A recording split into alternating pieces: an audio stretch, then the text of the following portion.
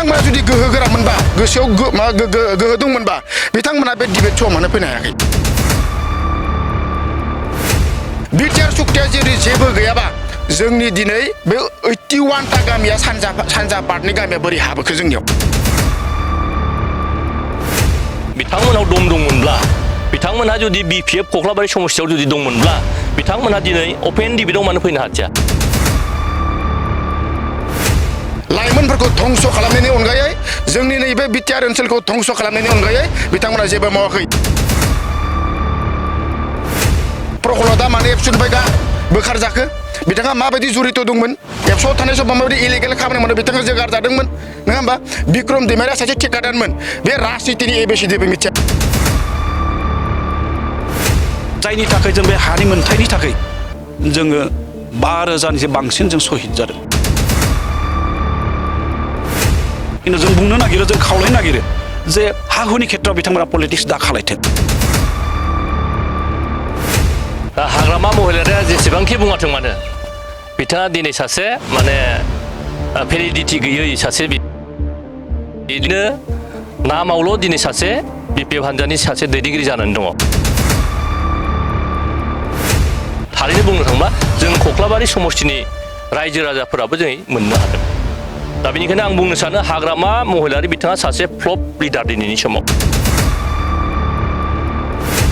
नैबे बाराव बिथाङा 2025 जि सेप्तेम्बराव जानो गोनां इलेक्सन बेवहाय बिथाङा जिर' जागोना बे खाथां बिपिएफ होननाय कख्लाबारि समस्तियाव गैया जों 100% इउपिपिएल दोला बेवहाय देरहागोन हाग्रामा महिलारिया राजनैतिक भावे 17 बोसोर सासन खालामदोंबाबो राजनैतिक गियान जिर' बिथाङाथ' डायलग होनायखौ जों खोनाबाय थायो नाथाय बिथांनि जिखिनि बुंनाय मा होनो बिग हिर' आरो बिग जिर' बिथाङा जानो थांगासिनो इएम रन्जित सारनि दैदेननायाव दिनै हा हुनि जेंनाया जोंनि संकसनिफ्राय सदियासिम जिखिनि जोंनि बर'फोरनि हानि जेंना दं स्पेसियेलि बे जोबनो थांगासिनो दं बिपिएफ हान्जाया बे समाव कुनु पयथे सरकाराव फैफिननायनि कुनु जुक्तियानो फैया जोंहा कास्टम बसुमतारिया मा कारनाव एबसुनिफ्राय बहनजाखो बिथाङा मा कारनाव समाजजों बिथाङा नेग्लेक्ट खालामजाखो बिथाङा ओरैनो दाबि धमकी होनानै मानसिखौ बिथाङा राजनिति खालामबोदोंमोन सानैसो माने राजखान्थिखौ लानानै फालांगिरि खालामग्रा सानैसो जोंनावबो बे समस्तियाव मानसि दङ दा बे खाबुखौनो लानानै माने इलेक्सन खाथियाव फैबाय एसे एनै पकेटाव माने मोनगोन नामा बे थांखिखौ लानानै सानैसो मावथिफ्रा जोंहा एपिबिखौ बेवहाय वेलकाम खालामना लाबोदों एपिबि होननायखौथ' जोङो खोनादोंसो नाथाय बे साफा सानै बे माने खाबु फलान फैसानि थाखाय खामानि मावग्रा बिथांमोननि अनगायै बेवहाय रावजों रावखौबो नुनो मोनाखै नंगौ गिबि सिननि थाखाय बड'लेण्ड बुब्लिया गुबुन गुबुन बिटिसिनि जे बियाबफोर बे बियाबफोराव राजखान्थियारि बाथ्रा दान्थेलायनाय हाबाफारि बे हाबाफारिखौ जों बानजायबाय थादों थिग बेबायदिनो बाक्सा जिल्लानि सिङाव थानाय कख्लाबारि बियाबाव आं दङ दिनैबो मोनसे राजखान्थियारि बाथ्रा दान्थेलायनाय हाबाफारि बे हाबाफारिखौ जोङो लादों आरो बे हाबाफारियावनो जोङो जोंनि थिखानाय जे हांख्रायनाय बा बे समाव राजखान्थियारि दोलोफोरखौ जों हांख्रायदोंमोन गिबियै जोङो बिपिएफ राजखान्थि हान्जा बिथांमोनखौ जों हांख्रायदोंमोन बिजेपि राजखान्थि हान्जाखौ जों हांख्रायदोंमोन आरो बे समाव इउपिपिएल राजखान्थि हान्जा बिथांमोनखौबो जोङो हांख्रायनाय जादोंमोन नाथाय बे समाव गुबुन गुबुन राजखान्थि हान्जाया बे हाबाफारियाव बाहागो लायैखौ जों नुनो मोनदों नाथाय बे समाव जोङो नुनो मोनदों बेवहाय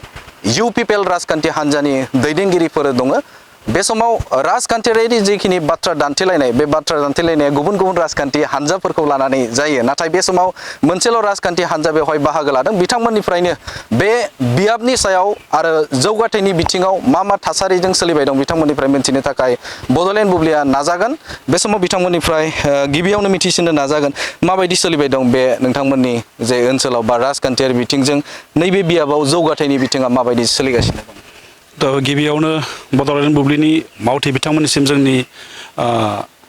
फुंबिलि समाव जोंनि अननाय आरो सिबिनायखौ बावहरबाय आरो लोगोसे जोंनि दोलोनि गासै मावथि बिथांमोनखौबो आङो आंनि अननाय आरो सिबिनायखौ बावहरग्रोबाय दिनै जि हाबाफारि बे हाबाफारिया गुबैयै राजनैतिक हान्जाखौ लानानै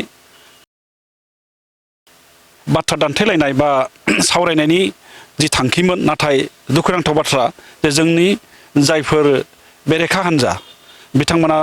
मानि जाहोनाव फैदिया बेखौ जों बुंनो हाया खिन्थु दिनै जों खालि इउपिपिएल दोलोआल' दिनै बेवहाय जों बाहागो लाबाय जायखिजाया जोङो नोंथां सोंनाय बायदिनो जों बेखौनो बुंनो नागिरो जे जोङो जोंनि मानगोनां बयजोंबो सिबिजाथावना दैदेनगिरि प्रमद बर' बिथांनि दैदेननायाव दुलाराय बिटिआरआव जाबायदि हाबाफारिजों जाबायदि थांखि बिथांखिजों फारि फारियै जों जौगानायनि जि नुथाय जों नुगासिनो दङ बे थारैनो जोंनि थाखाय गोजोनथावना थिग बिदिनो जोंनि ओनसोलावबो दिनै बिथांनि दैदेननायाव जोङो गोबां जौगानाय हाबाफारि जों नुनो मोनदों आरो बे मोगथाङाव महर मोननायनि लामायाव दिनै फैगासिनो दं जायगायाव दिनै दङ आं एखेबारे उदाहरन हिसाबै बुंनो नागिरदों बेवहायबो दिनै जे जोंनि बे क्लाबा एभारेस्ट क्लाबनि जे गेलेग्रा फोथाराव दिनै बिथाङा मोनसे स्किम होदों बे जाबाय 2,05,00,000 बेनि बिथाङा स्टेडियाम बानायनो थाखाय बिथाङा बावैनो बेखौ आधारइला स्थापन खालायगोन आरो थिग बिदिनो जोंनि सिमलायाव मोनसे गेदेर स्टेडियाम 5 कौटि थाखानि बेवहाय बे स्टेडियाम लुगासिनो दङ बे अलरेडि 80% दावगाबाय बे थाबैनो मोगथां महर मोनगोन आरो लोगोसे बिनि खाथियावनो जोंनि सुजित नार्जारिनि न'ब्लां बेखौबो जों मोननो थांगासिनो आरो मोननो थांगासिनो माने बियो दा लुफुंनायनि लामायाव आरो लोगोसे खाथियावनो जोंनि कक्लाबारि हाई सेकेन्डारि 7 कौटि थाखानि बे बिल्डिं बेबो 70% दावगाबाय बे जोंनि ओनसोलनि सोलोंथाइ बिथिङाव मोनसे गेदेर जोङो मोनफुंनो हानाय होननानै जों गोग्गानो हायो मानो होनना बुङोब्ला बे ओनसोलाव देरसिन गोजामसिन सोलोंथाइ अनुष्ठान होनना बुङोब्ला बे कक्लाबारि हाई सेकेन्डारि स' बे हाई सेकेन्डारिया दिनै गोबां समाव बिल्डिंनि अभाबनि थाखाय जोंनि स्टुडेन्टफोरा फरायनो मानो गोबां उसुबिदा जायोमोन दा बे बिथिङाव दिनै जोंनि सरकारा बेखौ जि होबाय बे अनसुंथाइखौ जि होबाय बेनि थाखाय जों बिथांनिसिम रोजा रोजा जों साबायखर बावो आरो लोगोसे दिनै जोंनि ओनसोलाव माखासे जौगाथायनि लामानिफ्राय आरम्भ खालायनानै जोंनि सोलोंथाइ बिथिङावनो जा जोंनि सर्बसाधारननि थाखाय अनसुंथाइ बिथांखि फरायसाफोरनि थाखाय सुपार 50 आइनिफ्राय गियान सोरां बिथांखि थिग बेबायदिनो बायदिसिना हाबाफारिनि गेजेरजों बिथाङा बे बिटिआरआव थानाय जोंनि सुबुंखौ बायदि बिथिङाव जौगाहोनायनि समानै बिथाङा लांफानायनि जि सिमां बेखौ दिनै मावफुंगासिनो दं दा जोङो बाख्नायनांगोन बा जोङो गोग्गानो दिनै नागिरो जे बिथांबायदि सासे लिडार अर्थात प्रमद बर' बायदि जों सासे गोथार गोसोनि सासे मावसुमा लिडार जि जों मोननो हादों बे थारैनो थाखाय जोंनि थाखाय गोग्गाथावना थिग बिदिनो जोंनि ओनसोलाव जोङो जिहेतु माखासे मावनो गोनां खामानि दङ दा बेखौबो बिथाङा मावनो थाखाय फारि फारियै माने बिथाङा हाबाफारि लादों आच्चा दा जोङो मोनसे खोथाखौ जों बुङो दिनै राजनैतिक भाबै जों दिनै बे समाव जिहेतु बिटिसिनि जि कार्यकाल बे जोबनो थांगासिनो दं जोंहा सेप्तेम्बरनि माबा मोनसे तारिखआ फिक्स जायाखै खिन्थु सेप्तेम्बराव इलेक्सना खुंनो थांगासिनो दङ इलेक्सन कमिसना दा बे हिसाबै जों दिनै फोथायो जे फैगौआव जोंनि हान्जाया जेरैखि जाया 35 सिट देरहानानै जों हारसिङैनो एबसुलेट मेजरिटि लाना जों सरकार दानो हागोन बेखौ जोङो गोग्गाना जों बुंनो हायो आरो बेयो एकमात्र दिनै जोंनि मावथिफोरनि गोथारै मावनायनि थाखाय जोंनि रायजोफोरा अनसायनायनि थाखाय जों बे खाबुखौ दिनै मोननो थांगासिनो दङ दा जों फोथायो जे बे सरकारखौ जेन लाबोफिननो थाखाय बयबो गोसो गोथारै खामानि मावो बेखौबो जों खावलायगोन मानो होनना बुङोब्ला जाय सरकारा जोंनि दुखु सुखुआव जोंनि जौगानायाव गसंथानो नागिरदों जोंनो मावना होनो नागिरदों बेबायदि सरकारजों जों थायाब्ला आरो जोंहा माथो उपाय दंबावो खारन जोंखौ दिनै भारत स्वाधीन जानायनि उनाव गोबां सरकार फैबाय गोबां जोंनि मन्त्रि एमएलए बानायबाय नाथाय जोंनि समस्याया माब्लाबाबो सुंजाबोआखैमोन खिन्थु दिनै जों बुंनो हायो गोग्गानानै जे दिनै बे सरकारा फैनाय लोगो लोगो बोसोरब्रै खावसे जाबाय बे सरकारा आबुङै 2 बोसोर खावसेल'सो मावनायनि खाबुखौ मोनदों दा बे अबस्थायाव दिनै जोङो मा जादों जे जोङो एखेबारे गोजोनथावनाहाय जोंनि जौगाथाय खामानिखौ जोङो मावफुंनो हादों होननानै जों दिनै बुंनो नागिरो आं गोबां बुंनो सानाखै जोबथारनायाव आं मोनसे बाथ्राखौ बुंनो नागिरदों हा हुनि समस्या बे जोंनि आरो बे समस्याखौ लानानै दिनै जोंनि बिटिआर सरकारा 2,40,000 बारा जों सुबुंफोरनो हानि मोन्थायखौ जों होबाय हा पाट्टा जों रानना होबाय बेनिफ्राय आं स्पेसियेलि जोंनि मुसलपुर साब डिभिजनाव जोङो 3,000 अलरेडि फाइनाल जानो थांगासिनो दं 3,000नो जों होनो थांगासिनो दं आरो बेखौ दिनै जोंनि डिपार्टमेन्ट इएमआ दासो बिथाङा फनबो खालामबावदोंमोन जे कन्टिनिउ बिथाङा सहि खालामगासिनो दं अर्थात जोंनि सेटेलमेन्ट जिथु अर्डार बे ओंखारजोबसिगोन आरो बावैनो जों राननायनि बेबस्थाखौ जों खालामनो नागिरदों दा बेवहाय जोंहा एसे प्रत्याबान फैदोंमोन जे बिजिआर हाखौ लानानै आयेननि एसे खोथाखौ लानानै जाय खाबुखौ खिन्थु बिपिएफनि दिनाव सुन्दर दंमोन बिथांमोना खुनु आयेननि बाधा गैयामोन जोंनियाव दा सुप्रिम कर्टनि मोनसे अर्डार थानायखाय एसे जोङो जुजिनो गोनां जादों थेवब्लाबो जोंनि गरिब गुन्द्रानि थाखाय जायहा लेन्डलेसथार बिथांमोननो 1 बिघा करि जों होनो थाखाय रेडि खालामबाय बे अलरेडि अर्डार इसु जा बिक्रम दैमारिया बुंथिदों जे जेबो हा पाट्टा होनो हायाखै लेन्ड एलटमेन्ट होनो हायाखै होननानै बाथ्राखौ बुंदों बेसेबां सैथो बे बाथ्रा बिथाङा जि आरटिआइ होनानै बिथाङा तथ्य होदों डाटा होदों बिथाङा जि बुंनाय बाथ्रा एक्चुअलि बिथाङा बुंनांगौ खायनो बुंदों होननासो जों बुंनो नांगोन मानो होनना बुङोब्ला बिथांनि बुंनाया खुनु बेस गैया खुनु बेवहाय बिथांनि जिथु बाथ्रा एक्चुअलि जों बुंनांगौबा डाटा बेस नङा होननानै जों बुंनांगोन जों दिनै कनफिडेन्सलि बुंनो नागिरो जे जोङो जिहेतु इउपिपिएल सरकारा 2,40,000 जों अलरेडि होबाय आरो माखासे प्रसेसआव दं 40,000 जों होनो थाखाय जों इलेक्सन जानायनि आगोलाव होजोबथारनो होननानै आगस्टनि 15 आगस्टनिहालागै जों होजोबथारनायनि जोंहा मोनसे थांखि दङ आरो बे हिसाबै दिनै बिथाङा खोथाखौ पलिटिक्स खालायनो नागिरदों खिन्थु जों बुंनो नागिरो जों खावलायनो नागिरो जे हा हुनि खेथ्रआव बिथांमोना पलिटिक्स दा खालायथों मानो होनना बुङोब्ला बे इस्युआ जोंनि मोनसे जातीय इस्युबो खारन जायनि थाखाय जों बे हानि मोन्थायनि थाखाय जोङो 5,000निसे बांसिन जों सहिद जादों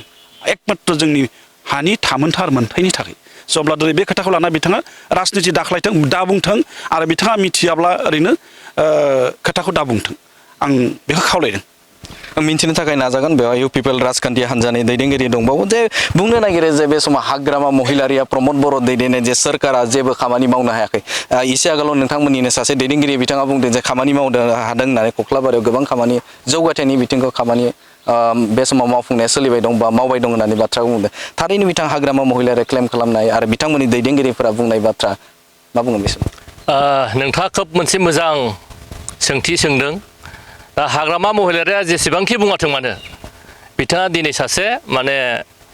भेलिडिटि गैयै सासे बेनो नामावल' दिनै सासे बिपिएफ हान्जानि सासे दैदेनगिरि जानानै दङ दा बेनिखायनो बिथाङा जोंजों फैथों जोंजों बिथाङा प्रमान पत्र लानानै फैदों जे प्रमद बर' दैदेननाय इउपिपिएल सरकारा दिनैनि समाव मा मावदों मा मावाखै फारफ्रोमनिफ्रायबो जोङो बिथांनो प्रुफ हिसाबै जोङो खुला खुलि बिथांनो जोङो फोरमान होनो हायो एसे सिगाङाव जोंहा बुंलांबाय जोंनिनो सासे दैदेनगिरि बिथाङा जों जि जायगायाव दङ बेवहाय नै बावैसो सिगाङाव जोंहा प्रमद बर' दैदेननाय इउपिपिएल सरकारनिफ्राय जोङो मोनसे 2.5 कोटि रांनि 50 लाख रांनि बेवहाय जों स्टेडियाम मोननो हाबाय बिदिनो थांनाय साननैसो सिगाङाव जोंहा नैबे जोंनि समष्टिनिफ्रायनो मोनसे केसि डिग्री कलेजआ बेबो जोंहा प्रमद बर' दैदेननाय सारनि दैदेननायावनो बेबो प्रभिन्सियेलाइज जाबाय आरो बेनि अनगायैबो जोंहा सिमलायाव मोनसे 1 कोटि रांनि सिनेमा हल बेया लुफुंजाबाय आरो बेनि अनगायै गोबां आसनिफोर दिनै रायजो राजानि थाखाय दिनै प्रमद बर' सारा आसनिफोर लानानै खामानि मावदों आरो बेफोर आसनिफोरखौ जोङो दिनै थारैनो बुंनो थाङोब्ला जों कख्लाबारि समष्टिनि रायजो राजाफोराबो दिनै मोननो हादों दा बेनिखायनो आं बुंनो सानो हाग्रामा महिलारि बिथाङा सासे फ्लप लिडार दिनैनि समाव बिथाङा जोंनि प्रमद बर' सारनि जिखिनि मावनाय दांनाय बेवहाय बिथाङा पात्ताखौनो मोनाखिसै होननानै जोङो रोखायै बुंनो हायो दिनैनि समाव बिथाङा जेसेबांखि नाजा नैबे बाराव बिथाङा 2025नि जि सेप्तेम्बराव जानो गोनां इलेक्सन बेवहाय बिथाङा जिर' जागोन ना बे खाथां बेखौ जों बुंनो हायो बिथांनि बुंनाय बायदिब्ला जिहेतु क्लेम खालामदों जे बे समाव खामानि मावनोनो हायाखै बिथाङा फेलें जादों दुरबल नेता होननानै बाथ्राखौ बुंथिबाय थानायखौ जों नुनो मोन्दों जिहेतु माखासे माने जे जिखिनि खामानिफोर बा पावार बे पावारखौ दिसपुराव फानबाय आरो खोमालांगासिनो दं गोहोआ गोमालांगासिनो दं होननानै बाथ्राखौ बिथाङा क्लेम खालामबाय थायो हाग्रामा महिलारि गियाननि आंखाल बिथाङा दिनै नलेजनि बिथाङा गोनांथि जानानै फैदों दिनै मिडियाफोराव दिनै रोखा रोखायै बुंबाय थादों दिनै जेलाव थानाय माखासे एनडिएफबि लिडार्सफ्राबो दिनै जोंहा गबोबाय दिनै माखासेया दिनै बावैसो सिगां बेलाव फैबाय आरो बेनि अनगायैबो जोंहा दिनै बिथाङा बुंदोंमोन मोनसे समाव जे बिटिआर एकर्डआ मोनसे माने दाउदै गला बायदि एकर्ड होननानै बिथाङा बुंदोंमोन नाथाय बावैसो सिगां जोंहा सानजानि जिखिनि पार्ट खमैब्लाबो 80था गामिया जोंहा बिटिआरआव दिनै सोसनजाबाय दा बिनि थाखाय रायजोफ्रा बेसेबां खुसि दिनै जोंनि रावा आसाम एसेम्ब्लियाव रोखा रोखा एसेम्ब्लिनि दरखङाव दिनै बेवहाय हांखोजों बर' देबनागिरि हांखोजों दिनै रोखा रोखा लिरना दङ आरो बेनि अनगायैबो बिथाङा माखासे पावारनि खोथा बुंबाय थादों बिथाङा नुगोना नुवाखै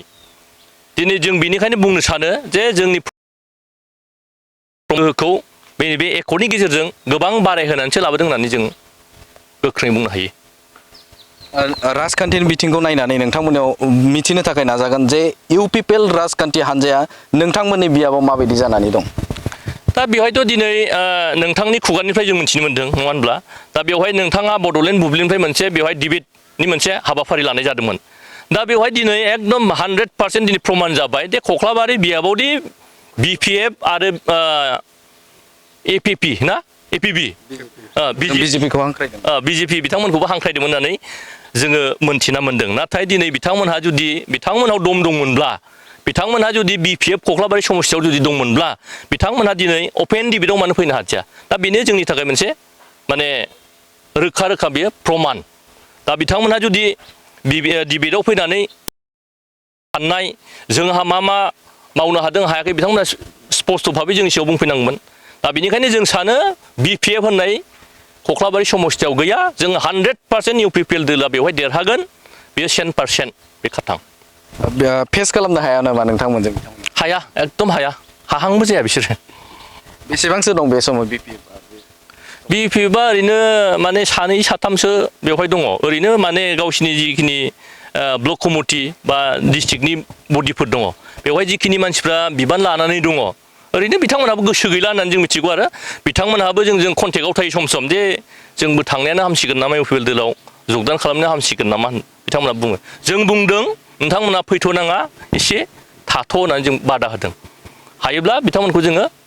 इलेक्सननि रिजाल्टनि उनाव बिथांमोनखौ जोङो गासैखौबो लानानै फैजोबगोन फैनायनि चान्स दं एकदम 100% दं बिथांमोना जोंनो सानफ्रामबो कल खालामो बिथांमोनहा माने थाबैनो जोंखौ लादो बिथांमोननि गिदिर गिदिर कख्लाबारि समस्तिनि गिदिर गिदिर नेता बिथांमोनहा जोंखौ बुंबाय थादों जोंखौ थाबैनो जगदान खालामदो होननानै बिथांमोना जोंखौ खावलायहरबाय थादों जों खिन्थु साननैसो थाथ'बाव होननानै जों बुंबाय थादों हाग्रामा महिलारिनि लिस्टआव नैबे कख्लाबारियाबो बे समाव दङ कख्लाबारियावबो बिथांमोना देरहागोन होननानै बाथ्राखौ बुंदों मा बुङो बिथांखौ ओरैनो मानसिफ्रा सासे जकार लिडार होननानै बुंबाय थाया दा बिथाङा जकारखायनो बे कख्लाबारियाव बिथाङा इउपिपिएलखौ माने जिर' होननानै बिथाङा हयथ' सानफ्लाङो खोमा बबाव नुदों बिपिएफ बेवहाय सानै साथाम दङ बेनि अनगायै रावबो गैया बेवहाय बेनिखायनो जों कख्लाबारियाव बिपिएफखौ अननानैसो जोङो माने लाबोजोबथ'वाखै एसे दोनथ'दों साननैसो बिपिएफनि सासे गोख्रों दैदेनगिरि नोंथांमोननि एरियायावनो बिथां थानेस्वर बसुमतारी बिथाङा कख्लाबारि बियाबाव मोनसे बिसायख'थि गेलेनायनि मोनसे मिजिंखौ जों खोनानो मोन्दों मा बुंगोन दा बिथाङाबो जुजिलायनाया जेबो जानाय नङा बिथाङाबो जिहेथु राजखान्थिनि माइरं मोनजानाय मानसि बिथाङा बेनिखायनो राजखान्थियाव बाहागो लाखागोन बिथाङाबो जुजिथों जिहेतु बयहाबो डेम'क्रेसियाव मोन्थाय दङ आरो सासे बिथाङाबो बारग' एमएलए हिसाबै बिथाङाबो राजखान्थिखौ एसे एन्जय खालामनो लुगैयो दा बेनिखायनो बिथाङा गेलेनो हागोन नाथाय जेननायाथ' एकदम रोखाखा दहायनो आं एसे सिगाङाव बुंबाय बेवहाय माने बिपिएफनि हाजारखि गिदिर गिदिर नेताफोर हाग्रामा महिलारि बिथाङानो बुं बा बिनि अन्यन्य दिनै दहाय बुंनाय प्रहलाद बिथां कास्टम बिथांमोनखौ लानानै जेसेबांखि बेवहाय माने केम्पेइन खालामफैयाथों मानो अब्लाबो बिथांमोनहा कख्लाबारि बायदि समस्थियाव बिथांमोनहा देरहानो हानायनि खुनु चान्सआ बेवहाय गैया। मिन्थिनो थाखाय नाजागोन जे जिहते गुबुन गुबुन बियाबफोर एबा गुबुन गुबुन जे जायगाफोराव बिसायख'थि फोसावदिं मेलाव बिपिएफ राजखान्थि हान्जाया बे समाव बिसायख'थि फोसावदिं हाबाफारियाव बिथांमोना बाहागो लाबाय थादों आरो बेवहाय स्ल'गान मोनसे होदों जे फिन आरोबाव बे समाव बिपिएफआनो पावाराव फैफिनगोन, हाग्रामा इज बेक होननानै बाथ्रा बुंनायखौ जों नुनो मोन्दों। मा बुंगोन बे समाव? बेखौथ' जोङो निउसफोराव नुबाय थायो, मिडियायाव नुयो, नाथाय बिथांमोननि जि बुंनाय बेयो ओरैनो बुंनाय डायलगल' जागोन होननानै आं सानो। मानो होनबा दहाय जोंनि सिगांनि बुंथिगिरिया बुंलांखाबाय जे कख्लाबारियाव इउपिपिएलनि बादै रावबो जुजिनो हानाय आरो दा बेनिखायनो जों सानो कख्लाबारियाव ओरैनो जोङो देरहाखागोन इजियै, दा बेखौ जों बुंनो हायो आरो दा जोङो जोंनि चिफ सारनि खामानि मावनाय आरो जेराव जोंनि एमएलए लोगोसे जोंनि मिनिस्टार सारा जोंनो गोबां लामा हरदों, लामा दालां बेफोरखौ जोङो दिनैसिम मावगासिनो दङ, नाथाय बिथांमोना जेबो मावाखै, जेबो लामा मोजां गैया होननानै बिथांमोना बुंनो सानो। नाथाय जोंनि रायजो राजाफोरा मिथिगौ जे सिगांनि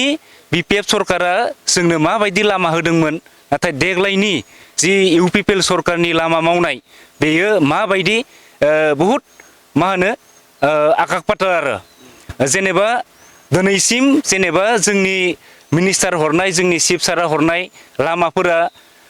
रोजा जायोना गोबा जायो हयथ' बिथांमोना मिथिगोन नायोब्ला, दा जोंनि रायजो राजाफोरा मिथिगोन। दा बे हिसाबै जोंनि रायजो राजाफोरा जे जोंनि जि चिफ प्रमद बर' सारनि जि खामानि मावनाय बेखौ मोजां मोननानै जे दिनैसिम जोंनि कख्लाबारियाव जे जोंनि इउपिपिएलआनो बांसिन भट मोननानै देरहागोन होननानै जों सानो। बिटिसिआव फिन आरोबाव हाग्रामा महिलारिनि सरकाराव फैफिनगोन होनना बुंदों। बिथाङानो गोबां मासि लानानै बे समाव देरहासार जागोन होननानै बिथाङा क्लेम खालामदों। बेनि सायाव नोंथाङा सासे राजनितिनि बा नैबे इउपिपिएल राजखान्थि हान्जानि दैदेनगिरि हिसाबै मा बुंगोन? बिथाङाथ' डायलग होनायखौ जों खोनाबाय थायो, नाथाय बिथांनि जिखिनि बुंनाय मा होनो बिग हिर' आरो बिग जिर' बिथाङा जानो थांगासिनो दं होननानै जोङो मिथियो आरो जोंनो मिडियायाव नुबाय थायो। दा बेखिनिखौनो आं बुङो। साख्रि थिसनथाइनि बेलायाव थिसनथाइ होनायनि बेलायाव फेलें जादों होननानै बुंदों, प्रमद बर'आ फेलें जादों होननानै बुंदों, मा बुङो? ओरैनोथ' मिडियायाव जों नुबाय दङ माबायदि साख्रि होदों, साबैसे सुबुंफोरनो जोङो साख्रि होनो हादों बेखौथ' जोंनि रायजो राजाफोरा मिथिगौ। नाथाय बिपिएफनिफ्राय जे बिथांमोना नुवा नामा, मेगन गैया नामा बिथांमोना जे नै आरो बावैसो सम जेनेबा सप्तासेसोनि गेजेराव माखासे साख्रि माखाया ओंखारसिगोन आरो माखासे ग्रेजुवेट टिचार बिथांमोनखौ जे दाख्लैसो होनाय जि ग्रेजुवेट टिचार थाइसेबो जे रां लायाबासिनो दिनै प्रमद बर' सरकारा दि जिखिनि साख्रि होबाय बेखौ बिथांमोना जोङो नुदों जे मिडियायाव बिथांमोना जोबोद बाख्नायनाय मोनसे होदों आरो दा बेखौ जोंनि रायजो राजाफोरा नायबा बुजिगोन जोंनि इउपिपिएल सरकारा फैसा जायो ना बिपिएफआ जायो, दा बेखौ जोङो नुनो मोनो आरो। लाइमोनफोरनि थाखाय मावाखै नामा बिथाङा प्रमद बर'आ? लाइमोनफोरनि थाखायथ' मानो मावाखै, थाखाय लाइमोन जौगानायनि थाखाय गोबां खामानि मावदों। जेरैहाय जों दिनै नुनो मोनो जे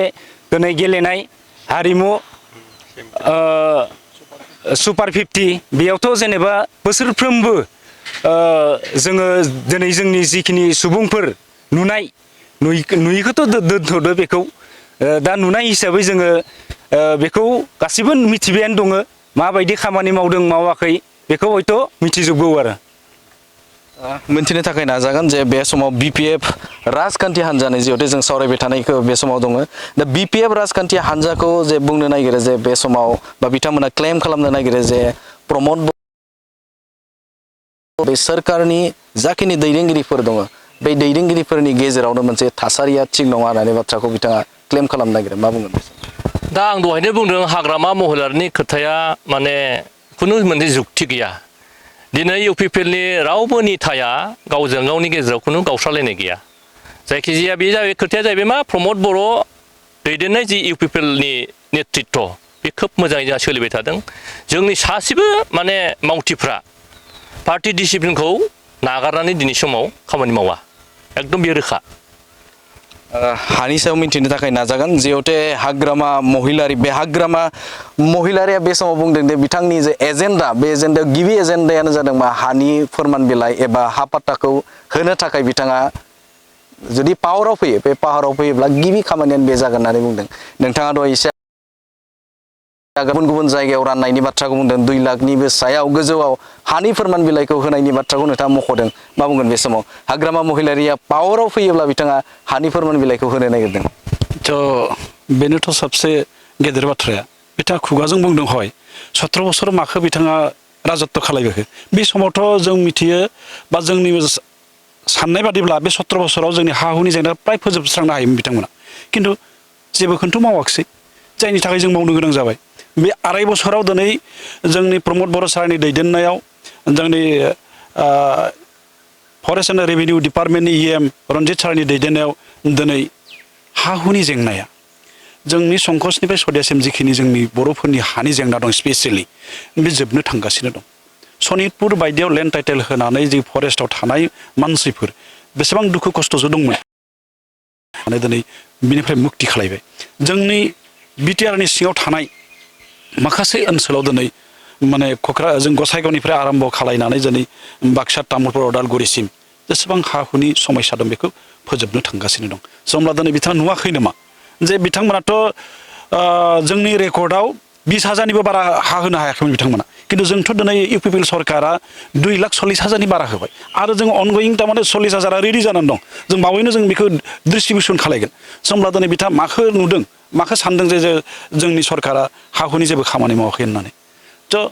जोङो बेखायनो खावलायनो लुगैदों दहायनो आं बुंदों जे मोनसे बाथ्राखौ जे हा हुनि खेथ्रआव बिथाङा राजनिति दा खालायथों बे जातीय समस्या जों होनना हमना लादों खारन बे जातीय समस्याखौ दिनै राजनिति खालायनानै जोंनि गोरिब गुन्द्रानि बा जोंनि सुबुंफोरा जे मोननांगौ मोन्थाय हा हुनि अन्य लामाजों जेन लांनो नाजाया आं बेखौनो खावलायगोन जेरैखि जाया बे समाव BPF राजखान्थि हान्जाया पावाराव फैगोन आरो सोरखारा फैगासिनो दं होननानै बिथांमोना बुंबाय थादों मा बुङो BPF हान्जाया बे समाव कुनु पयथे सरकाराव फैफिननायनि कुनु जुक्तियानो फैया आरो बिथांमोना बुंनायनि कुनु जि स्टाइल बिथांमोननि बे स्टाइला मोनसेबो जाया जों आथिखालाव ससियेल मिडियायाव नुबाय थादों जे लाइमोनफोरखौ लानानै गोबां खोथा बुंनाय 17 बोसोराव बिथांमोना लाइमोनफोरखौ धंस' खालामबोदों इयुथ केम्पआव दोनदो जुवा गेलेहोदो जौ होदो सोरखौबा मानसि बुनो थिनदों बाजार सक बाजाराव फैसा खांनो होदो बिनि बायदि लाइमोनफोरखौ संस्थापन होनांगौ गोजोन सोलोंथाइ होनांगौ जौगाहोनांगौ बिनि सायाव बिथांमोना जेबो सानाखै बे साननैसोआव जों गोबां लाइमोनफोरनि खोथा आइजोफोरनि खोथा बुंदों 17 बोसोराव बिथांमोना गायबोदों दिनै प्रमद बर' सारनि दैदेननाय जि सरकार बे सरकाराव नोंथांमोना नुगोन बा जोंनि रायजो राजा नुगासिनो दङ आइजोफोरनि थाखाय दिनै जोङो आइ अनसाय बिथांखि होदों आलारि सोरांनिफ्राय होदों जोङो गियान सोरांनिफ्राय होदों जों लाइमोनफोरनि थाखाय बिनि बादैबो गोबां जों बेवहाय आसनिफोर दिनै होदों बै समाव बिथांमोना रायजो राजाखौ थगायनानै खासि बोराय सेखा बोराय रुवा बोराय होनानै फैसा लायै लायै बिथांमोना बेबायदि होयोमोन नाथाय जों दिनै आलारि सोरांनिफ्राय लानानै गियान सोरां जेसेबांखि जोङो आसनि होबाय दङ जोंनि सरकारा दासिमबो जों थाइसेबो फैसा लायाखै दाखालि बावैबो जोङो जोंनि सिबिसालिफोर बिनिबो जोङो जोंनि कक्लाबारि समस्थियाव जोङो मोन 18टा जोंनि सिबिसालिफोराव जोङो 2 लाख रांनि जोङो सेगोदों जों थाइसेबो लायाखै रायजोफोरा बेसेबा गोजोननाय मोनदों दा बेनि बादैबो जि बाथ्राफोरखौ लानानै दिनै प्रहलाद कास्टम बिक्रम मोना बिथांमोना जिखुनु माने भित्तिहीन कुनु जुक्ति गैया आरो बिथांमोननि जि बुंनाय स्टाइल बे बुंनाय स्टाइलफोरा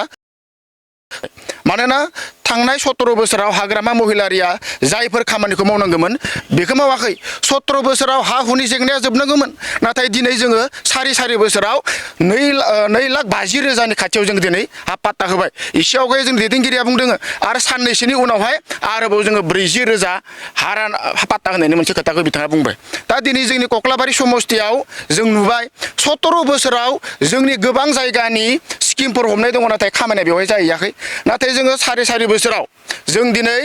80 किल'मिटारनि सायाव जों लामा बानायबाय आरोबाव PMGSY आव 46 किल'मिटार जों लामा जानो थांगासिनो दङ दहाय जोंनि बुंथिगिरिफोरा बुंदों जे जोंनि ओनसोलाव जों जौगानायनि थाखाय गोबां खामानि लाबोगासिनो दङ आरो दिनै लाइमोनफोरखौ लानानै जोंनि UPPL सरकारा गोबां सांग्रां जों दिनै UPSCनिफ्राय लानानै APSCनिफ्राय लानानै मैया दाखालिसिम जों 36 जन आरोबाव APSCआव प्रिलिम्स क्लियार खालामदों बै समाव बिथांमोना बेखौ साननो रोङाखैमोन बिथांमोना लाइमोनफोरखौ जाम्बा खालामना दोन्दोंमोन दा मा जौ जुवा गेलेनांगौ इयुथ केम्पआव थानांगौ सोरखौबा बुहैनांगौ बेबायदि मोनसे थासारियाव बिथांमोना जोंनि लाइमोनफोरखौ धंस' खालामदोंमोन दिनै जों लाइमोनफोरखौ लानानै जोंनि समाजाव जोङो सुबुं सम्पद दानायनि थाखाय जोङो माखासे आसनि लागासिनो दङ आरो बिथांमोना जोंखौ साख्रि होआखै होनबाय थादों बिथांमोना 2024 मायथाइयावनो जोङो स्कुल प्रभिन्सियेलाइज खालामदों 10टा कलेज जों प्रभिन्सियेलाइज खालामदों दा बेवहाय जोङो आरोबाव नै दाख्लै बावैसो 16टा कलेजखौ जोङो प्रभिन्सियेलाइज खालामनो थाखाय प्रसेस खालामगासिनो दङ दा बेफोर खोथाखौ बिथांमोना नुवाखैमोन नामा 17 बोसोरावदि जों कलेज गायसननांगौमोन कलेज लानांगोन बेखौ बिथांमोना सानाखैमोन जोंनि कक्लाबारि समस्तियाव रायजो राजानि फैसा खांनानै माइ खांना माइरं खांनानै जोङो मोनसे केसि डिग्री कलेज जों बेयाव गायसनदोंमोन दा बे रायजो राजानिफ्राय जोङो प्रमद बर' सारनि अननायाव जों बे कलेजखौ दिनै प्रभिन्सियेलाइज खालामनो हाबाय दिनै जों बेवहाय क्लासरुमनि फेसिलिटिखौ जों होनो हादों हस्टेल फेसिलिटिनि थाखाय खामानि सोलिगासिनो दङ आरो बिनि बादैबो जोंनि लाइमोनफोरखौ जौगाहोनो थाखाय दिनै जोङो गेलेनायनिफ्राय लानानै रोजाबनायनिफ्राय लानानै बा फारफ्रोमबो बिथिंखौ जोंनि हारिमुआनो होन जोंनि सोलोंथायानो होन थुनलाइयानो होन फारफ्रोमबो बिथिंखौ जों बोरै गोग्गो बिथा खालामनानै जों दावगालांनो हायो बिनि सायाव जों दिनै इउ पि पि एल सरकारा खामानि मावगासिनो दङ दा कास्टम बिथाङा दाख्लै फैनानै जोंनाव खोब खोथा बुंफैदों आरो बिथांमोनाव जों बारा फिसा बाथ्राफोरखौ जों कक्लाबारि समस्तिनि जोङो इउ पि पि एल पार्टिनि लिडारफोरा जोङो रिप्लाइ होनो लुबैयामोन नाथाय बिथांमोना दाख्लै फैनानै BPF टु BPF जइन होगासिनो दङ दाख्लै दावथारियाव मोनसे बिथांमोननि CWC मिटिं जाबाय बिथाङा ओरैबायदि खोथा बुंबाय 125 एमेन्डमेन्ट बिलनि खोथा बुंदों 125 एमेन्डमेन्ट बिला मा बे मोनसे जोंनि संबिधानखौ सोसननायनि मोनसे बे माने 125 सोसननायनिसो मोनसे दफा बियो सोगोन नाथाय बिथांमोना बे 125 एमेन्डमेन्ट बिल होनबाय थादों बेथ' बिल नङा मोनसे जोंनि संबिजितखौ बेखौ सोसननायनिसो मोनसे बे आयदा दा बिथांमोना बेखौ लानानै गोबां खोथा बुङो दा दिनै जोंहा कास्टम बसुमतारिया मा कारनाव एबसुनिफ्राय बहनजाखो बिथाङा मा कारनाव समाजजों बिथाङा नेग्लेक्ट खालामजाखो बे बाथ्राखौ जों दिनै बुंनो गोनां खोथा गैया होननानै जों सानो मानोना दिनै जोंनि बे ओनसोलनि मानसिफोरा बेखौ मिथिजोबो आरो प्रहलादा मानो एबसुनिफ्राय बोखारजाखो बिथाङा माबायदि जरित दंमोन एबसुआव थानाय समाव माबायदि इलिगेल खामानि मावदों बिथाङा जोगार जादोंमोन नङा होमबा बिक्रम दैमारिया सासे ठेकेदारमोन बे राजनितिनि ABCDबो मिथियामोन दा बिथांमोन बायदि मानसिया जेला मेला खोथा बुंनानै RTA खालामो नकलि खालामो ना मा खालामो जों मिथिया दा बेथ' देक साख्रि होआखै होननाया होमबा बै दाख्लै बावै राननाया मामोन बिथांमोननि गोबां लाइमोनफोराबोथ' साख्रि मोन्दों जोंनि बे ओनसोलनि गोबां मानसिफोराथ' साख्रि मोन्दों आरो बिथाङा हा होआखै होनबाय थादों 2.5 लाखनि खाथियाव हा पाट्टा रानखो बा बै जोंनि DC SCS अफिसारफोर सार्कोल अफिसारफोर जोंनि EM सारमोन जोंनि सेक्रेटारिसफोर सिगनेसार होना हानि डकुमेन्टस होनबा बे मा बुस्थु बियो बिथांमोना बे दासो बुंदों जों मावनाय खामानिखौ नुनानै बिथांमोना दासो बुंदों जोंबो हानि खामानि मावगोन बै 17 बोसोराव मा मावदों बिथांमोना बबाव उन्दुना दंमोन लाइमोनफोरखौ धंस' खालामनायनि अनगायै जोंनि नैबे बिटिआर ओनसोलखौ धंस' खालामनायनि अनगायै बिथांमोना जेबो मावाखै मोनसे समाव बिराद खोथा बुंदों बिथांमोना बिटिआर सुक्तिया जेबो गैया माबा गैया बिटिआर सुक्तिया जुदि जेबो गैयाबा जोंनि दिनै बे 81टा गामिया सानजा पार्टनि गामिया बोरै हाबोखो जोंनियाव बे मा नेरसोन फोरमायो ओरैनो जेबो मा गैया एग्जाम्पल गैया बिदिन्थि गैयाबासिनो खोथाफोरखौ बुंनाया रायजोफोरखौ थगायनो नाजानाया मालाबाबो जाफुंनाय नङा होननानै जों सानो आरो कक्लाबारि समस्तियाव बिथांमोना जेसेबां फैनानै नंखाय खोथा बुंफैयाथों मानो जोंखौ बेयाव जेबो खालामनो हानाय नङा आरो जों मोनसे बाथ्रा जोंनि नैबे दहाय जोंनि आगुनि बुंथिगिरिया बुंनाय स्टाइल जिथु खोथा बुंदोंमोन जे जोंनि बे ओनसोलाव बिथांमोना सानैसोल' दैदेनगिरिफोर दङ दा बुंनो थाङोबा फ्रन्ट लेभेलाव दिनै बिथांमोना जुदि गोहो गोरामोनबा गोसोआव गोहो दंमोनबा बिथांमोना बे डिबेट श'आव मानो फैनो हायाखै बिथांमोना दुरबलता दङ आरो जों मिथियो बेवहाय जोंनि बारग' मानगोनां MLA थानेस्वर बसुमतारी बिथाङा शिब सारनि थुनायाव गेलेनो नागिरदों नाथाय बिथाङा आं गेलेयाबो होनो मालाबा गेलेगोनबो होनो बे मा फोरमायो देट मिन्स बिथांमोननि पलिटिकेल बिथा बे बिथाया मा नङा थिग नङा बे मोनसे खोथा आरो बिथांमोना जोंनियाव मोनसेल' इस्यु बहनो बेबा जाबाय फुंबिलि दालांनि इस्यु 17 बोसोराव बिथांमोना गावसोरनो बे खामानिखौ आद्रा खालामनानै गालांदों बे ब्रिजनि 90% बिलखौ बिथांमोना बहनना जादों खामानिया नाथाय 50%ल' जादों दा बेखौ नायनांगौनि दायित्वआ सोरनिमोन हाग्लामा महिलारिनिमोन जायफोर दैदेनगिरि दं बिथांमोननिमोन नाथाय दिनै जोंनि प्रमद सारा रायजो फरायनानै जोङो बे खामानिखौ मावफुंनो थाखाय दाबो थियारि जागासिनो दङ नाथाय बोथोरनि माखासे थिननायाव जोंनि खामानिफोरा जिबायदि स्पिडआव मावनांगौमोन आरो बिथांमोना दे गासै बिलनिनो 90% फैसाखौ बनानै लांबाय 10% फैसाजों बे कनस्ट्राक्सनखौ जाय दा लादों बेदे मावफुंनो थाखाय उसुबिदा जादों थेवब्लाबो जों बिथांखौ बुंनानै खावलायनानै बिथांखौ मावनो होगासिनो दङ दा बेखौ लाना बिथांमोना बुङो फुंबिलि दालाङा नै बिदि बिदि बिथांमोना आइटिसिएलआ बुङो नाथाय बे बुंनायनि अर्थआनो मा गुबुनखौ आसि थुनायनि सिगां गावखौ थुनानै लाग्रोनांगौ बिथांमोना 17 बोसोराव बेल' नङा जोंनियाव गोबां लामा दङ अन्थाइ गारनानै फैसा बहननाय नोंथांमोना जेब्ला थांगोन ओरैहाय जोंनि सोनाब पारजों रेहाबारि बेतबारि ओरैहाय माखासे गारनानै होनाय दङ बिथांमोना आद्रा खालामदों दा बेफोरनि माबाखौ हयथ' जोङो आरटिआइ खालामना नायोबा नुगोन बिल बहनदों अनगयिं दासान्दि जोंनियाव ओरैहाय बर' बाजार लाइनजों मोनसे खामानि सोलिगासिनो दङ बिदि नोंथांमोना नुगोन सिलबारि टु रुपहि खामानि सोलिगासिनो दङ नोंथांमोना नुगोन आरोबाव साननैसोनि उनाव जोङो जालायाव मोनसे ब्रिज गोदान खालामनो थांगासिनो दङ आरो जोंनि सिमलायाव मोनसे ब्रिज गोदान खालामनो थांगासिनो दङ जोंनि फुख्रिपारा बरखाग्रा बेवहायबो जों ब्रिजनि खामानि मावनो थाखाय रेडि जागासिनो दङ अर्थात बे अलरेडि अनगयिं जागासिनो दा बेनिखायनो मानगोनां रायजो राजाफोरखौ जों खावलायदों कक्लाबारि समस्तियाव जोङो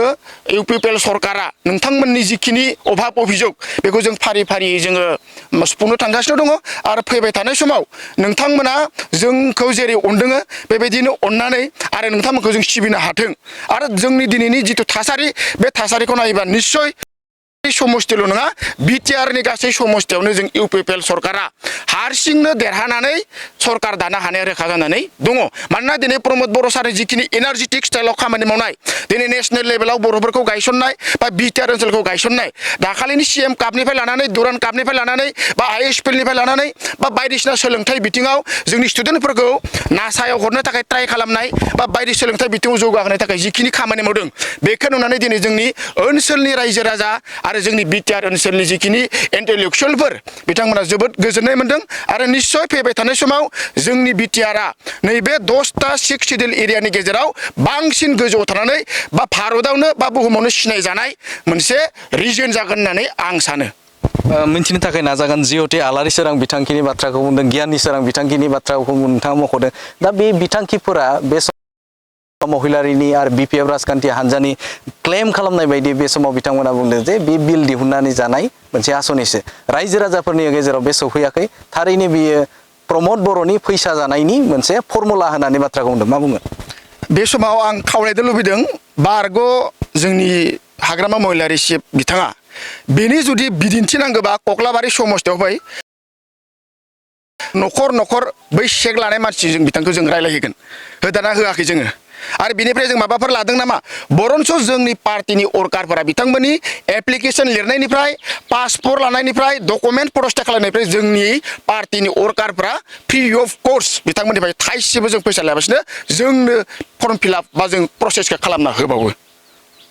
सेल्फ हेल्प ग्रुपनो 75,000 होगोन होननानै बुंदोंमोन फेलें जादों होननानै बाथ्रा बुंदों मा बुंगोन दा बे खोथाखौ बिथांमोना बुंबाय थादों नाथाय 75,000खौ जोङो पर्यायक्रमे जों सिगांग्रो 25,000 फैसाखौ जों बिथांमोननो होबाय 25,000खौ एक्सेस खालामनायनि उनाव बिथांमोननि एक्टिभिटिसखौ नायनानै जोङो बिथांमोननो पर्याय फारि जों बिथांमोननो होलांबाय थागोन होननानै जोङो खोथा होनाय दंखायो दा बेखिनि खोथाखौ लानानै बिथांमोना प्रबनसना थगायगासिनो दङ नाथाय बै समाव हाग्रामा महिलारिया मोनबेसे आइजो बेबायदि सेल्फ हेल्प ग्रुप हान्जानो बा ससाइटिसफोरनो खामानि होदोंमोन बा बेबायदि आसनि होदोंमोन बिदि जों जेबो नमुना नुवाखै जोंनि कक्लाबारि समस्तियाव मिथिनो थाखाय नाजागोन जे बे समाव हाग्रामा महिलारिया क्लेम खालामना लादों जे बे समाव बिटिआर ओनसोलाव सिगांनि समावसो गोजोन दङमोन नाथाय दा समाव गोजोन गैया असान्ति जादों होननानै बुंदों प्रमद बर' दैदेननाय सरकाराव मा बुंगोन आं बारा गोलाव बाथ्राखौ बुंनो साना मोनसे खोथा पण्डित एरिस्टटला बुंदोंमोन राजखान्थिनि सोलोंथाइया जोबोद गोनां नाथाय आं सानो दा बिथांमोननि दा बिखेखকৈ हाग्रामा महिलारिया राजनैतिक भाबै 17 बोसोर सासन खालामदोंबाबो राजनैतिक गियान जिर' होननानै आं बुंनो सानो मानोना राजनैतिक जुदि सासे नेता जानांगौबा बिथाङा मिथिनांगौमोन राजनितिनि जनसाधारन गासैबो जड़ित थायो राजनितियाव डेम'क्रेसिनि जेबो ओंथिखौनो मिथिया राजनिति बिथाङा जेरै खालामबोदोंमोन दिनैनि जा प्रमद बर'नि दैदेननायाव जेरैबायदि जों डेम'क्रेटिक भाबै राजनितिखौ लांबाय दङ बिथाङा नाथाय बेफोरखौ जेबो रोङामोन बिथाङा ओरैनो दाबि धमखि होनानै मानसिखौ बिथाङा राजनिति खालामबोदोंमोन बेखायनो बिथाङा दा ओरैनो जाला माला खोथाफोरखौ बुङो मानोना बिथांनियाव नलेज गैया जेबो माने बै जे बुङो एमटि भेसेल साउन्ड मार्क्स जानला मानला माने ओरैनो आवाजफोरखौ होबाय दङ नाथाय बिथांनियाव नलेजआ जिर' आं बेखौनो बुंनो सानो गोजोननि सायाव मा बुंगोन नोंथां दाथ' जोबोद मोजां मोनसे गोजोन थासारिया जोंनि गेजेराव सोलिबाय दङ आरो बेयो प्रमद बर'नि दैदेननायावनो जादों जोंनि ओनसोलाव आगोलो जेरैबायदि मोनसे समाजखौ जुदि दावगालांहोनांगौबा जोंनो बे गोजोना जोबोद गोनांथार जोङो गोजोन थासारिखौ मोनब्लासो जोंनि समाजा गासै बिथिङावनो दावगालांगोन नाथाय जोङो आगोलाव बेफोरबायदि गोजोन थासारिनि गेजेराव जोङो थानायखौ मोनाखैमोन नाथाय गोजोन थासारि फैनायनि उनाव जोंनि जे डेभेलपमेन्ट खामानिफोरा दा सोलिबाय दङ बे गोजोन थासारि फैनायखायसो जादों आरो मानसिफ्रा ओरैनो गोसोआव जिथु एक्सुवेल पिस बेखौ दा मोननो हादों बयबो गोजोनै बेनिखायनो जोंना रिजाल्टफोरा मोजां जादों फरायसाफोरा मोजाङै फरायनो हादों रिजाल्टफोरा जोंहा आगोलो बाक्साया जिर'मोन दा फार्स्टआव फैदों चिराङा फार्स्टआव फैदों सोलोंथाइ बिथिङाव गतिके बे गोजोननिनो मोनसे सिनायथि गोजोन थासारि जानायखायसो जोङो मोनसेनि उनाव मोनसे बेखिनियानो माबायदि सोमोन्थाय होगोन बे समाव प्रमद बर' आरो हाग्रामा महिलारिनि जे सोरखार सालायनाय बे बिथांनि जे सोरखार सालायनायखौ माबायदि नोंथाङा कम्पेरिजन खालामगोन दा बेथ' जा प्रमद बर'नि जा लिडारशिप दा डिगनिटि बेथ' इन्टारनेसनेल लेभेलाव दा मोनसे रिकगनाइज जादों नेसनेल लेभेलाव रिकगनाइज जादों जोबोद मोजां मोनसे पलिसि स्ट्रेटेजि बानायनानै जोंनि समाजखौ माबोरै दानांगौ जोंनि उन जोलैफोरखौ माबोरै जोङो सोरजिनांगौ बेफोर मोनसे प्लेनिं फुल प्लेजेड प्लेनिं लानानै बिथाङा खामानि मावदों मोनसे डाटा बेसाव मोनसे दानि मुगाजों गोरोबनाय बेबायदि जों खारगासिनो दङ आगोलाव ओरैनो लाम साम माने बिथाङा जेबो साननाय गैया प्लेनिं गैया बेबायदि खामानि मावोमोन नाथाय दा कमप्लिट प्लेनिंनि गेजेरजोंसो खामानिखौ मावनाय जायो नुदों सालायदों बा दुरान काप जोंनि CM काप फैदों नै दा जुब महोत्सब जादोंमोन जोंहा दिल्लीयाव जालांबाय बिदिनो साहित्य महोत्सब गोबां खामानि बेफोरो जाबाय मा मोनसे डेभेलप जों बोरैहाय आवगायनांगौ बिनि मोनसे प्लेनिं आरो बे प्लेनिंनि गेजेरजों खारबाय दङ गतिके साबायखर जा जोंनि बयनिबो दैदेनगिरि प्रमद बर'खौ बेखौनो जों साबायखर होयो मिशन बिटिआर लानानै बे समाव बिजेपि राजखान्थि हान्जाया ओंखारबोदों बिटिसिखौ बिथांमोना गावनि आवथायाव लांनो थाखाय नारा नाथा जुजिनायखौ नुनो मोनदों मा बुंगोन बे समाव बिजेपि हान्जाया थारैनो खोब एग्रेसिभलि बिथांमोनहा बिटिआर दखल खालामनायनि जि प्लानिं बेखौ जोङो नुनो मोनदों मिडियायावबो नुदों नाथाय बिथांमोननि जिखिनि सिमां दा बे सिमांखौ बिथांमोनहा नङा होननानै जोंहा फोथायनाय दङ मानो होनब्ला एसे सिगाङाव जोंनि साफ्रोमबो बेवहाय गसंनाय जोंनि दैदेनगिरि बिथांमोनहा बुंबाय दङ जे प्रमद बर'नि जिखिनि लिडारशिप बिथाङा इनक्लुसिभ माखासे पलिसि एन्ड स्ट्रेटेजि लानानै बिथाङा दिनै बिटिआर ओनसोलखौ बिथाङा सामलायबाय थादों दाख्लैबावैसो जोंहा जोंनि 26टा जनगोष्ठीखौ लानानै बिथांमोनखौ जौगाखांहोनांगौनि खाथिराव बिथांमोनखौ लानानै मोनसे माखासे भिजन बिथाङा फोसावदों दा बे जोंनि थाखाय जोबोद बाख्नायथाव जादों आरो जोंजों थाफानाय जाथि जनगोष्ठीफ्रा दिनै प्रमद बर'खौ नागारनानै दिनै बिथांमोनहा गुबुन खोथा बिथांमोनहा सानाखै होननानै जोङो थारैनो जोङो बुंनो हायो दा बेनिखायनो जों बुंनो सानो बिजेपि राजखान्थियारि दोलोआ जेसेबांखि बिटिआर ओनसोलाव गावसिनि खुंथायखौ लाबोनो साना मानो बेखौ जोङो मोगथां महर जागोन होननानै जोंहा फोथायनाय गैया मानो होनब्ला प्रमद बर' बिथाङा जे बिथांनि जिखिनि डायनामिक लिडारशिप बिथाङा जिहेतु गासिबो सुबुं माहारिखौ लानानै बर'जों लोगोसे जोंजों थाफानाय जनगोष्ठीफोरखौ लाफानाय जिहेतु बिथाङा इनक्लुसिभ पलिसि लानानै खामानि मावबाय थादों बेनिखायनो बिथां थासान्दियाव रावबो पार्टिखौ दिनै बिटिआर बासिफ्रा बेवहाय गनायना लानो थान मोनदों बेनिखायनो जोंहा गोख्रों फोथायनाय दङ इउपिपिएल दोलोआनो 100% बेवहाय फिन प्रमद बर'नि नेतृत्वआवनो बेवहाय आबुङै एबार माने 100 जौखोन्दो बेवहाय सरकार दाफिनगोनखौ जोङो फोथायनो हायो आरो बिजेपिखौ जों गाज्रि बुङा बिथांमोनहा मोनब्रै मोनबासो सिट मोननानै हयथ' बिथांमोना जोंजोंनो थाफानानै खामानि मावफिनगोनखौ जों बुंनो हायो। बिपिएफनि मोनसे समनि सासे गोख्रों दैदेनगिरि आरो आथिखालाव बे समाव बिजेपि राजखान्थि हान्जानि सासे दैदेनगिरि बिथाङा जाहैबाय आसामनि एसेम्ब्लिनि स्पिकार बिथां बिश्वजित दैमारिया बे समाव प्रमद बर'आ माखासे माने आसनिखौ फोसावना होदों आरो बिथाङा आसनि माखाखौ बे समाव मावफुंनो हायाखै होननानै बाथ्रा बुंदों आरो जाखिनि बिटिसिआव फैनाय रां बे राङा 200-300 कौटि बे समाव गिदिंना थांफिनो होननानै बाथ्राखौ बुंदों। मा मोन्दांथि बाथ्रा बुंदों? जोंबो नुदों खोनादोंबो जोंनिनो आसाम एसेम्ब्लिनि स्पिकार बिथां बिश्वजित दैमारि बिथाङा जोंनि प्रमद बर' सारनि सायाव माखासे एलिगेसन बिथाङा होदों। नाथाय बेखिनि जिखिनि बिथाङा एलिगेसन होदों बियो बिथांमोननि माखासे राजखान्थिखौ लानानै जोङो होनाय बायदि जोङो नुनो मोनदों। मानो होनब्ला जोंहा रोखा रोखा प्रमानानो दंजोबो सोर बेनिफिसारनो जोङो जोंनि जिखिनि होनांगौ बेखौ जोङो मोनफानि उनाव मोनफा जोङो होदों उइदाउट एनि कारापसन। दहायनो बुंदों जोङो थाइसेबो फैसा लायालासिनो जोंनि जेसेबांखिनि आसनिफोर बेखौ जोङो साफ्रोमबो मोनगिरि बिथांमोननो जोङो होनो हादों। दा बेनिखायनो बिश्वजित दैमारि बिथाङा बुंनाय जिखिनि खोथा बेयो खुनु मोनसे माने मा गैया बियो ओंथि गैया। दा बिथाङा मात्र बेखौ पलिटिकेल डायलग हिसाबै बिथाङा बाहायबाय थादों। बोरैखि जाया बिजेपिनि माने माखासे मावथिफोरखौ माने थुलुंगा होनो बा जोंखौ बिथांमोनहा बोरैजाय मरेल डाउन खालामनो बे नोजोरखौ लानानै जों बुंनाय बायदि जों मोनो। प्रमद बर' हाटाव बिटिसि बासाव मा जाहोनाव बे समाव प्रमद बर' हाटाव बे बाथ्रा एबा स्ल'गाना बिपिएफनि गेजेराव ओंखारदों? थारैनो प्रमद बर'आ बे समाव बिटिसिनि थाखाय खामानि मावनो हायाखै नामा जायनि थाखायनो बिथांमोननि स्ल'गान मोनसे जानानै फैदों? मा बुंगोन? आं बे खेथ्रआव आं ओरैजाय बुंगोन माने हाग्रामा महिलारि बिथांखौ पार्मानेन्टलि हाथावसो आं बुंगोन आरो खमसे खम 30-50 बोसोर जोंहा प्रमद बर' सारनि जि इउपिपिएल सरखार बेखौसो जों लाखिनांगौ होननानै बुंगोन। दिनै जेरैबायदि जोङो बर' जाथिखौ जों भाग्यबान होननानै जों बुंनो हायो। दहायनो बुंदों जोङो बिथांनि जिखिनि माने स्ट्रेटेजि बा पलिसिसफोर बेयो जोबोर बाख्नायथाव। दिनै जोंनि माखासे जाग्रा लोंग्रा जेरैहाय माने दामजुफोर जोंहा माखासे माने 20निबो बारा जोंहा प्रमद बर'नि लिडारशिपआव दिनै GI/टेग जालांबाय नङा होनब्ला?